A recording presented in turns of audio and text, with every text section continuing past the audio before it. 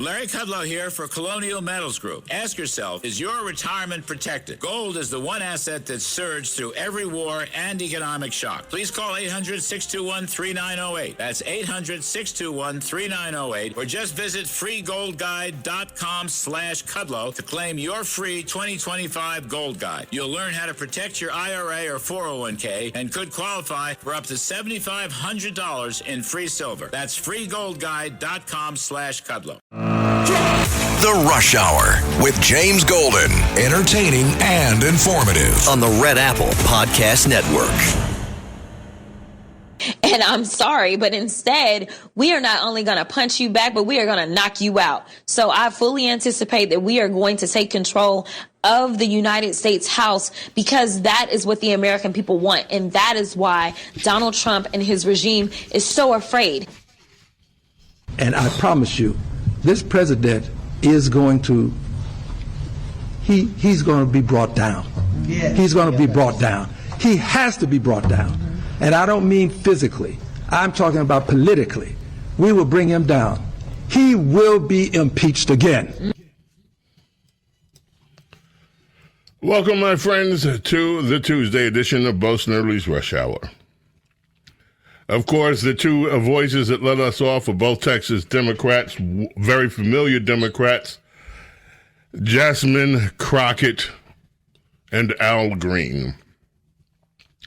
Texas Democrats are, of course, defiant, hiding out as they are in New York, in Illinois, and in other places to avoid doing their duty. This thing is still going on.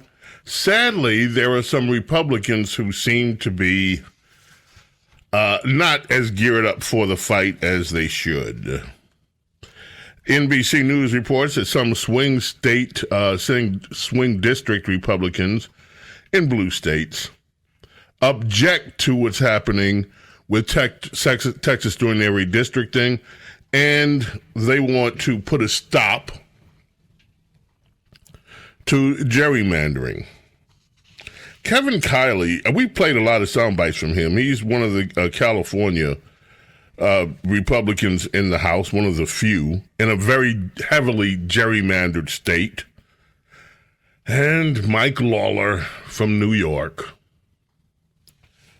have called to impose nationwide limits on partisan gerrymandering. Of course, Democrats have gerrymandered their way into being competitive in the House, even though on the basis of House districts around the country and populations, perhaps they should have nowhere near the numbers they do. So I guess these two Republicans want to lock it in place so that Democrats, no matter how they fail in elections, will still have a competitive edge in House races. Now, to Kiley's defense, he's also suggesting that Gavin Newsom is trying to subvert the will of the voters by doing lasting damage to democracy in California. Fortunately, Congress has the ability to protect California voters using its authority under the election clause of the U.S. Constitution. And he says that would also stop damaging redistrict wars from happening around the country. Mike Lawler, second-term Republican in New York, gerrymandering is wrong and should be banned everywhere, including New York, Texas, California, and Illinois. He's introducing legislation to ban it. So I suppose, in all fairness, one could say, okay, they have a point. I believe that what we need is, which I've said will never happen, a really scientific method of doing districting where you don't get these squiggly districts that are contoured for incumbents to prevail. But in the midst of this fight, to suggest that all of a sudden we want to put a stop to gerrymandering, well, okay, but are you going to go back as part of that fight and take away the gerrymandering advantages? And we talked about that in detail yesterday. Let me just pull, excuse me, a moment, I'm reaching away. Yeah, let me just look at some of the places. Illinois, 14 representatives for Democrats, 3 for Republicans, despite the strong Republican population presence in Illinois. Maryland, they've all but gotten rid of Republicans, even though Republicans still have a significant presence in that state. 7 representatives to 1. There were no Republican representatives at all in Massachusetts. And you can go down the list. You look at what California has done, how they have divvied up their votes. 52 representatives. 52 in the entire state. Only less than 10 Republicans. And Californians estimated that Republicans go from anywhere from 36% of the vote, of voters, in some cases maybe 40. No one thinks that California is a majority Republican state anymore, thanks to certain factors over these 20, 30, 40 years. Certain factors that are starting to be adjusted for now, ICE. But California has gerrymandered their way into a supermajority where Republicans have a voice in virtually nothing. And yet you have Gavin Newsom saying that he's going to do his best to, if Texas reflects the voters. By the way, you know, you hear a lot about how racist this is from people like Crockett down there in Georgia, in Texas.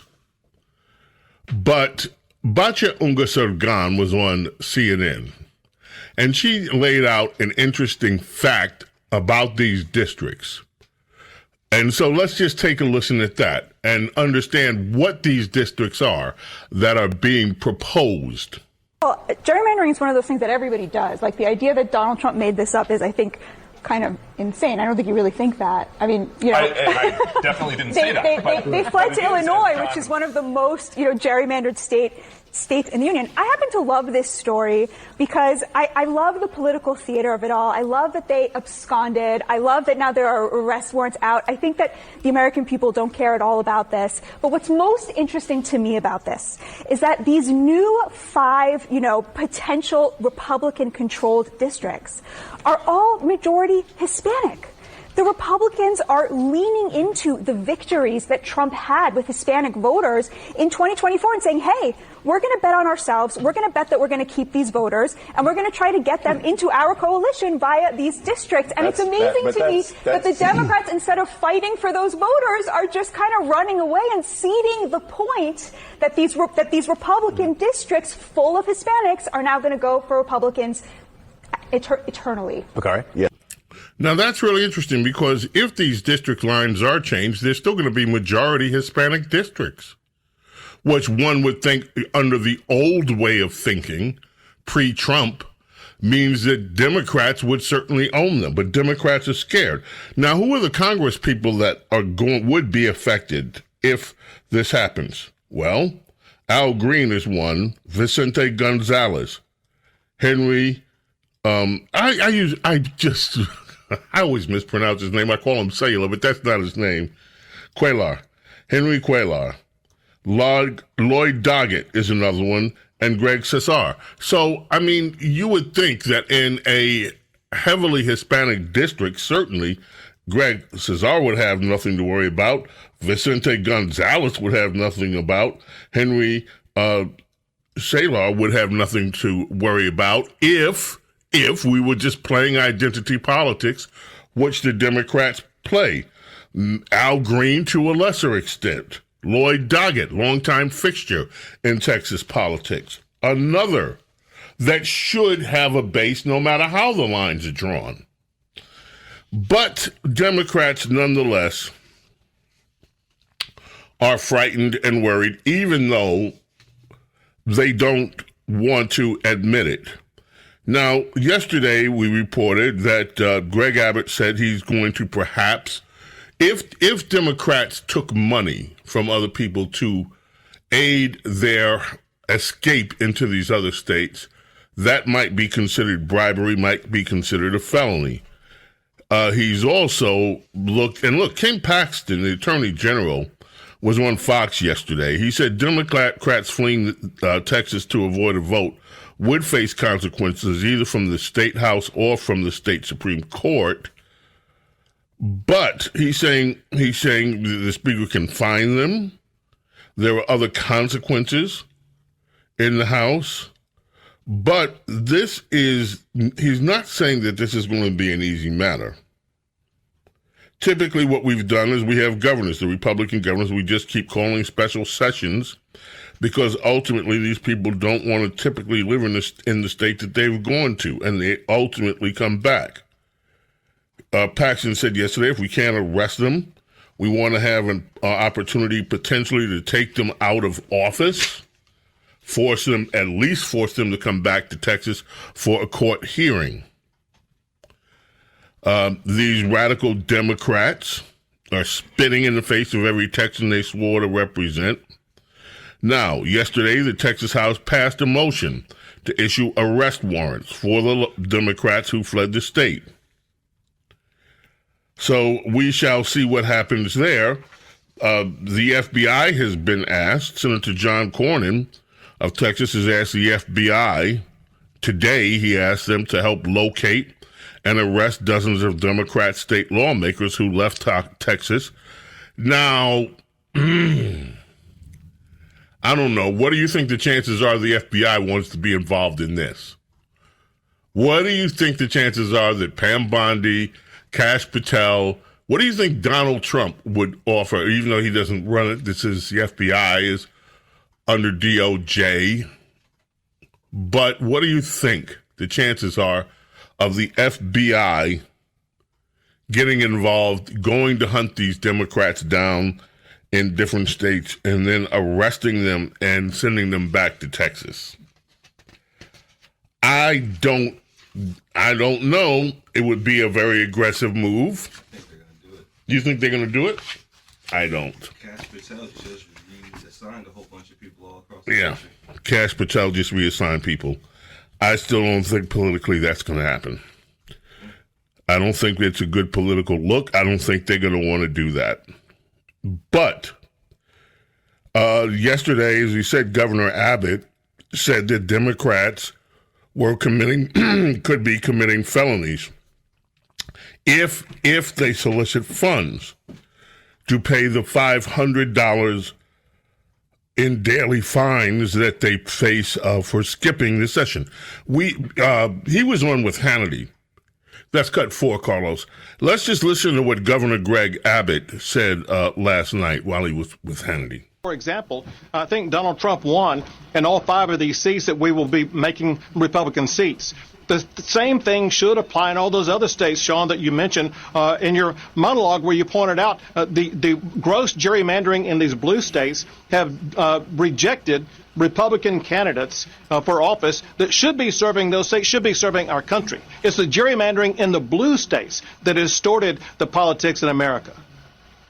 All right, Governor, good for you. Good for the fight. We'll see if these guys show up and do their job as they should do. Yeah, well, good luck on that. Good luck on that if they show up. We're going to take a quick break, ladies and gentlemen. Come back. We've got a lot more to go. And there are other things in the news besides what's happening with this Texas fight.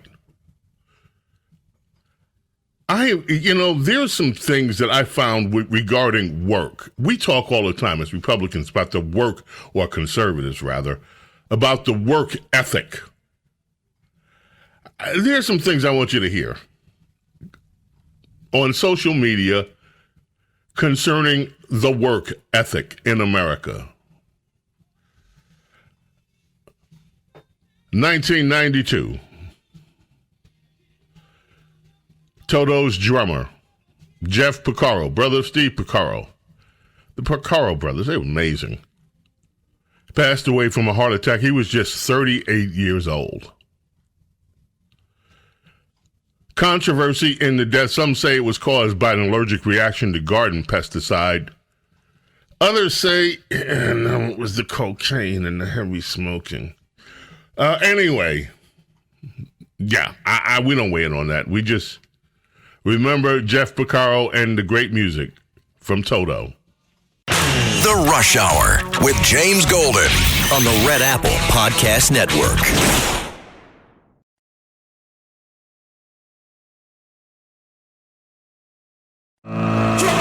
The Rush Hour with James Golden. Entertaining and informative on the Red Apple Podcast Network.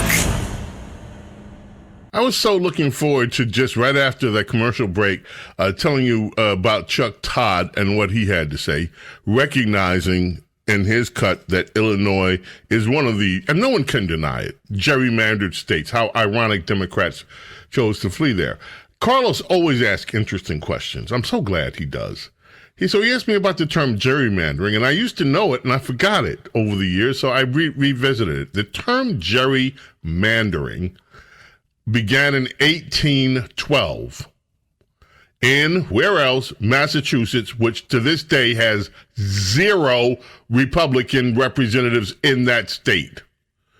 In 1812, Governor Elbridge Gerry, Gerry, signed a bill redrawing the electoral boundaries of Massachusetts for the state Senate.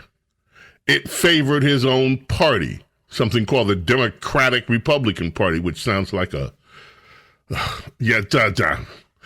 One of those districts located in Essex County was drawn in a bizarre, elongated shape. So the Boston Gazette published a political cartoon depicting this oddly shaped district as a monstrous salamander with claws and wings.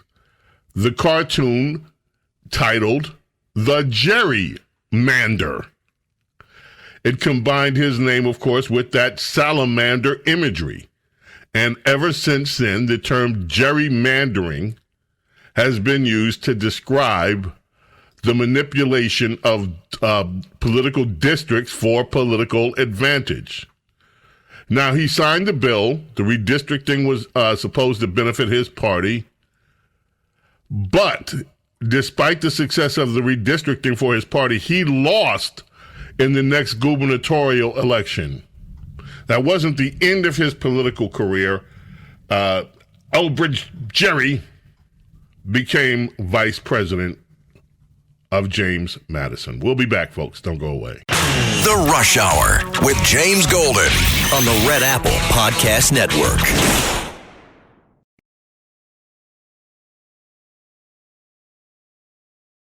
The Rush Hour with James Golden. Entertaining and informative on the Red Apple Podcast Network. I want to shift gears here, folks. Yeah, we're going to continue to talk about the Texas redistricting, but this may be a little bit closer to home for all. I wonder if any of you have had an experience like this woman. I'm not sure what the just happened, but I went into a sandwich shop and I went up to the window, ordered the sandwich I wanted, which was a pre-built menu. It wasn't like I went down the line and you built the sandwich for me in front of me. I ordered and I got a drink and I went to pay for it, which I picked up at a different window. And I went to go pay and I pressed no on a tip and the transaction went through and she said, "You didn't tip me." I said, "I know. I know." And I was very kind, very polite. Right? She said, "Well, why not?" And I said, "Well, I ordered a sandwich and I'm getting it to go. There was, I didn't feel like there was a tip needed." She goes, "Well, everybody tips us." And she goes, we're making your sandwich for you. And I said, "Isn't that what your hourly wage is for?" And I guess I was like dumbfounded just a little bit. And I still feel like I'm in shock and speechless just a little bit. But I am all for tips where it's deserved. Bartenders, servers, waitresses, your hairstylist sometimes, and however that works and you're part of if it's built or you go to whatever. I am all for leaving a tip when it's a service job that you have given me a service for and an appropriate tip. But all I did was walk to the window, order, and take it with me. Why should I have been felt guilty to not have left a tip on an $8 sandwich that was on your menu? You shouldn't. I don't know. I got to get over that one before I drive away. Yeah, what would you tell a woman? What would any of you... I know the three letters that are an acronym for what I would want to say. KM... Anyway. I would just walk off.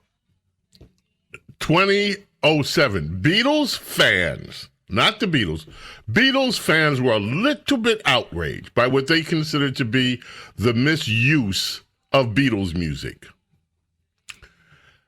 The big, giant conglomerate, Procter & Gamble, had purchased the rights to use this song.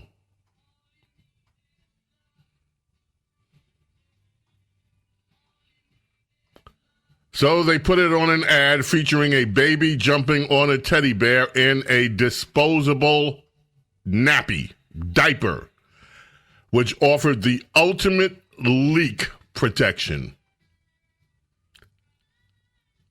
And Beatles fans are like, really? This great song for leak-proof diapers? Hey. And leak-proof diapers. And make sure that the odor doesn't come out either. Well, you know, they don't just leak. They do other things with those nappies. James Golden, Snerdley here with you. Okay, we might as well continue down this work trail. Let's see. The Ag Secretary, Brooke Rollins, was on Fox Business, and she was asked about jobs, because, you know, previously she said, look, when people were complaining about unemployment, especially among government workers, she was saying, look, there are jobs out here. Get a job on a farm even. And some people just took that and ran with it. So she was asked about it, Lily Bonnick there. And this is what she said, cut 15. And we're moving the people at USDA closer to those we serve, the farmers, ranchers, and producers. So we're about 15,000 jobs less than we were when we started several months ago. So let me get this right. You got 15,000, I'm not going to call them job cuts, but there are 15,000 fewer people at your department than there were a few months ago. And that's right. You're moving 2,600 people out of D.C. and you're putting them in regional offices. Is that decentralization? We are, that's what we call draining the swamp. We are deconstructing the Washington administrative state. Listen, the founding fathers had a vision that the federal government should be small, that the government closest to the people under the 10th Amendment is the government that should be in charge of America. Of course, that's gone completely upside down over the last 100 or so years under, frankly, both Republicans and Democrats. This president's vision is to move government out of Washington, and USDA is one of the largest agencies, and we're basically enacting his vision at warp speed. So we're really proud of this plan, and we think it's going to be great for America. Now, she also went on to say that we need to really think about the way that we work. Nothing wrong with working on farms, nothing. So they're reducing jobs over there. They're reducing jobs. Some people are complaining. Well, everybody doesn't have the same kind. We know this, folks. Everybody doesn't have the same kind of work ethics that many of us grew up with. I have two sound bites I'd like you to pay attention to with regard to work. Work. If you come from a family where you are taught the value of hard work, you grow up understanding this. What happens if you don't? Cut 14. This is what happens when you grow up in a family where work is not considered a way of life. So my sister made a video about how my whole entire family gets EBT. And everyone is calling us bums because we don't work and we live off the government. And we are proud of that.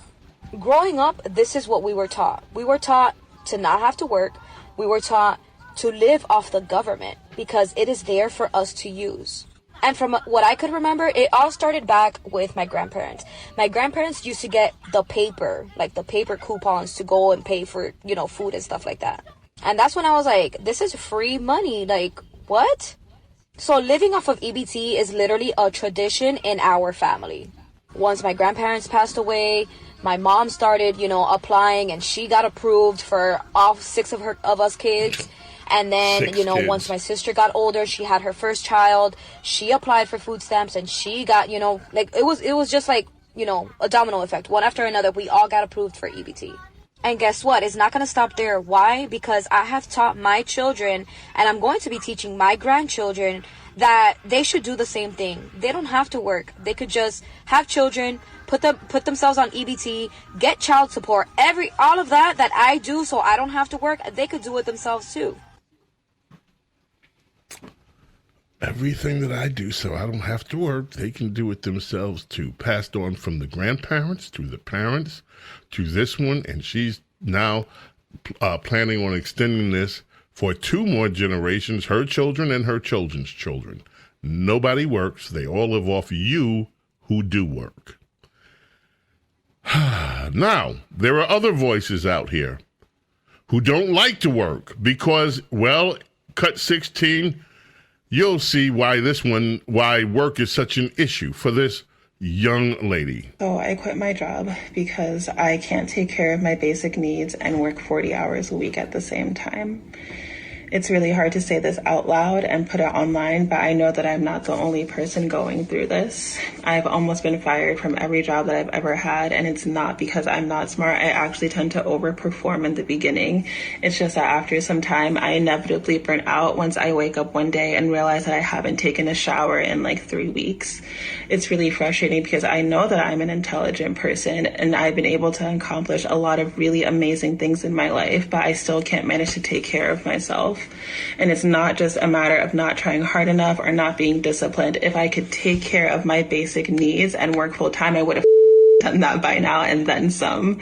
It's a form of self-sabotage to honestly be putting so much energy into these executive functioning skills at work and not have anything left to give myself. It's like I would deadass wake up at 5 a.m., pace back and forth, start working at 7, finish work at 6, eat, sleep for dinner, and then crawl in bed at 8 o'clock. And it's like a part of me does feel insane by quitting at the verge of a recession, but it's like if I actually want to build a future for myself and get there in one piece, taking care of myself has to become my full-time job. I was not born to raise shareholder value. I'm actually meant to live a life, and I need to learn how to be a person in order to do that. So. Work is too hard. My full-time job has to be of taking care of myself when I don't work, because working 40 hours, I don't take a shower. I realized 3 weeks later, I haven't taken a shower. I've been going to work. I've been working, and work is too hard. Working is so hard. I have no time when I'm working to take care of me. I just need to live off whoever I'm living off of and not work. Because other people, you work. You work. So I don't have to work. 5 generations. My grandparents used to use the paper. And they used to just go in and buy the groceries with the company. And then they taught it to my mommy. My mommy taught it to me with 6 kids. My mommy taught 6 kids. We had a daddy, multiple daddies, or daddy. And I'm teaching my daughter how to do it, or my children, so that we can live off the government. And then we're going to teach the grandchildren too. We're going to just keep this going. As long as Americans will pay for us not to work, we are not going to work. Okay, then, ladies and gentlemen. Meanwhile, there are people who do want to work. Cut 13, this is Director Todd Lyons, a quick report from Fox News on what's happening in the world of ICE. Oh, it's going great, Martha. We have almost 78,000 applicants since we opened up, and we're going through. We're finding those people that really want to serve the country and really be in law enforcement. I think it's a great way to recruit now. We're taking back our rehired annuitants, people that left the job early because they weren't allowed to do their law enforcement mission. But we have so many people that are interested now in working with ICE, because now they're seeing under Secretary Znome's leadership, we have a viable law enforcement partner in the community. You are actually out there making a difference. So we're really ecstatic about seeing the increase in new recruits that are applying. Thank goodness there are some people who are not afraid of work. 70,000 of them have applied to join ICE. They're looking for 10,000. So they've got a choice. They can pick a pretty good from a pretty good pool of people who want jobs. And there are other jobs open out here, despite what the Labor Department statistics may say. Also, let's just quickly check in on the U.S. trade deficit. You know, the trade deficit used to just be ballooning because other nations were sending their stuff there, and we couldn't send our stuff where to be bought in many of these other countries. Quick report, another report from Fox News, cut 12, on the trade deficit, the deficit. And comparing the numbers from June to May, we did see the trade deficit shrink about 16% down to $60 billion from the month prior. So we've seen those trade numbers continue to go down as they have tried to see the trade field level between multiple other countries. We're still waiting for the official White House reaction to this trade data that came out about 15 minutes ago. We're also looking to see how the markets may react to it. But the trade deficit shrinking from June compared to the month of May, down 16%, down to $60 billion. So, trade moving in the right direction. Before we get out of here today, let's listen to some of the Democrat rhetoric. This one from Senator Elisa Slotkin from Michigan. And to me, folks, I would refer this, if I were in a position, I would refer this one straight over to the FBI, straight over. Just put it on file. I'm not saying you have to do anything. Put it on file, put it on record, because this rhetoric may come back to haunt somebody someday. Cut 3. The debate now among Democrats is, how do you answer the following question? Is Donald Trump an existential threat to democracy in his second term? Or is Donald Trump's second term bad, but like his first term, survivable if we just wait it out? Right? And I just want you to know from your senator, as someone who sits in that room on your behalf, I am in camp number 1. He is an existential threat to democracy. What are you supposed to do with an existential threat? What are you supposed to do with him? Yeah, well, there are a lot of crazies out here that listen to this kind of rhetoric and believe what she's saying. And if this is unconscionable for a United States senator to be saying this kind of thing about the president, I don't care what party they are. I don't care whether it's a Republican in the White House, whether a Democrat in the White House. This over-the-top language needs to stop. No responsible politician should ever be uttering these kind of words. Period. Anyway, James Golden, Snerdley. You know that voice. Doris Day. The year was 1956. Doris Day went to number 1 in the charts across the pond. This was featured in an Alfred Hitchcock film, The Man Who Knew Too Much. Doris Day and James Stewart in the lead roles. You know, if you go back through those Hitchcock, not just the films, but his stuff, you will see so many actors who made either their first appearances or they were very young. And you're like, wow, that in an Alfred Hitchcock, yeah.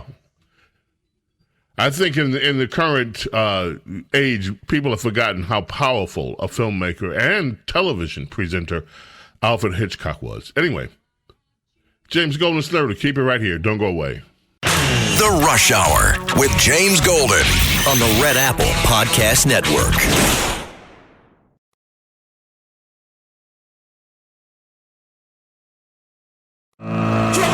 The Rush Hour with James Golden. Entertaining and informative on the Red Apple Podcast Network. All right, here's that soundbite from F. Chuck Todd That's what Rush used to call him, F. Chuck Todd, on Texas redistricting. It seems as if the strategy is bring more attention to this, make everybody uncomfortable, right? The more painful you make the process in Texas, the more it's hard to replicate. Maybe there isn't. They may be their own colleagues aren't as interested in this. Congressional Republicans that serve in Texas whose districts are actually going to get impacted negatively also secretly are kind of hoping this goes away too. And I think they think the more painful they can make this in doing it, maybe there's a way to shut this down. So I understand the strategy, and I think you get this.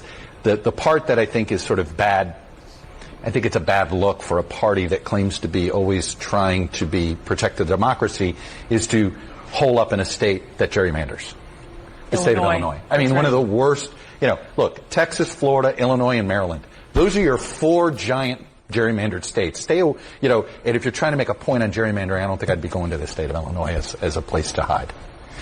There should be no reason why we don't do everything in our power to ensure that Illinois shows up for Illinoisans. In fact, as much as I appreciate Illinois helping out people from Texas, the South Side and the West Side could use that same level of energy. Come on.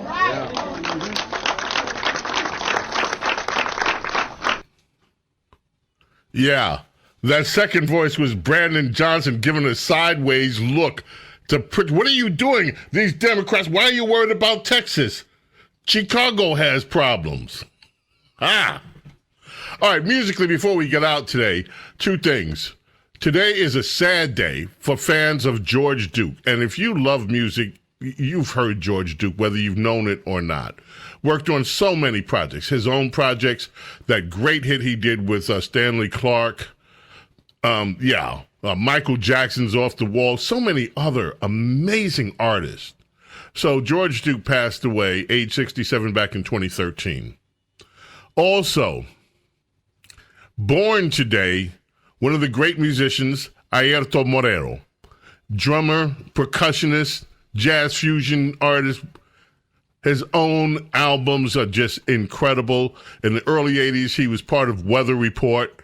Of course, you're listening to Weather Report right now with their famous hit, Birdland, released in 1976. The album, the Heavy Weather album. So, my friends, that about brings us to the end of this excursion for today. We have more. We have so much more. I have some bites we didn't get to today, some of the other Texas representatives, and Molly Hemingway talking about the Russian collusion hoax, which we're gonna get to that, and so many other things. We got to go. May God bless, protect each and every single one of you, your families, your loved ones. God willing, we're back tomorrow. Until then, I bid you adieu. Bye. Thanks for listening to Bo Snerdley's Rush Hour. You can hear Bo Snerdley's Rush Hour weekdays at 4 on 77 WABC. If you like the podcast, share it with your friends and listen anytime at WABCRadio.com and download the WABC Radio app. Hit that subscribe button on all major podcast platforms. Plus, follow WABC on social on Instagram, TikTok, Facebook, and X. See you next time for a new episode so you never have to wonder. What the heck is going on here? Greg Kelly here for Colonial Metals Group. China's leading the largest anti-American alliance since World War II, one that's already dumped U.S. bonds, grabbed 43 million acres of our farmland, and is plotting to dethrone the dollar. That's why IRA and 401k savers are protecting their savings with gold. Go to freegoldguide.com/Kelly or call 800-655-5186 for your free gold guide on how to protect your wealth with gold 100% tax-free.